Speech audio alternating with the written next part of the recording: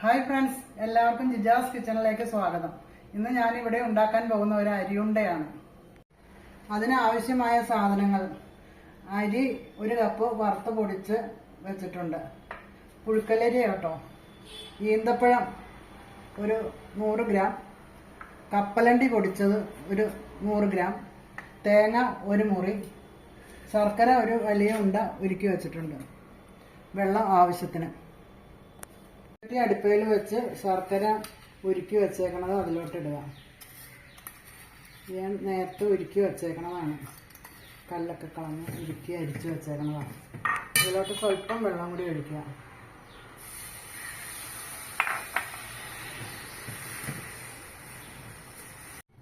ശർക്കര പാകമായിട്ട് വന്നിട്ടുണ്ട്, അതിലേക്ക് തേങ്ങ ഇടുക.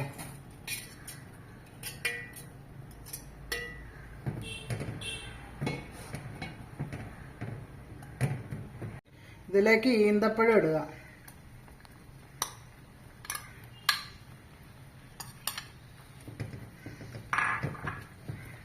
ഈന്തപ്പഴം ഒന്ന് മയം വരണവരെ ഒന്ന് വേവണം.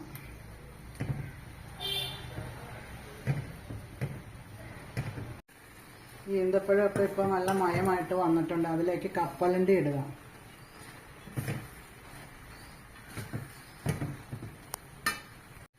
കപ്പലണ്ടി പൊടിച്ചതിട്ട് അതും ഇതായിട്ട് വന്നിട്ട് ഇതിലോട്ട് അരി വറുത്ത് പൊടിച്ച് പൊടി ഇടുക, കുറേശ്ശെ കുറേശ്ശെ.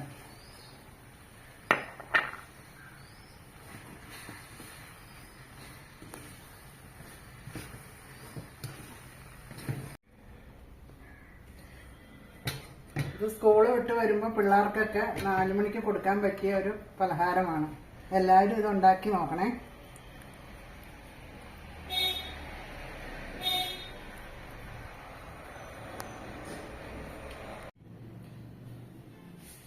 അരിയുണ്ട ഇവിടെ റെഡി ആയിട്ടുണ്ട്. വീഡിയോ ഇഷ്ടപ്പെട്ടാൽ എല്ലാവരും ലൈക്കും ഷെയറും സബ്സ്ക്രൈബും ചെയ്യണം, എന്നെ സപ്പോർട്ട് ചെയ്യണം എല്ലാവരും. ഇനി അടുത്തൊരു വീഡിയോ ആയിട്ട് വരുന്നവരെ എല്ലാവർക്കും ബൈ.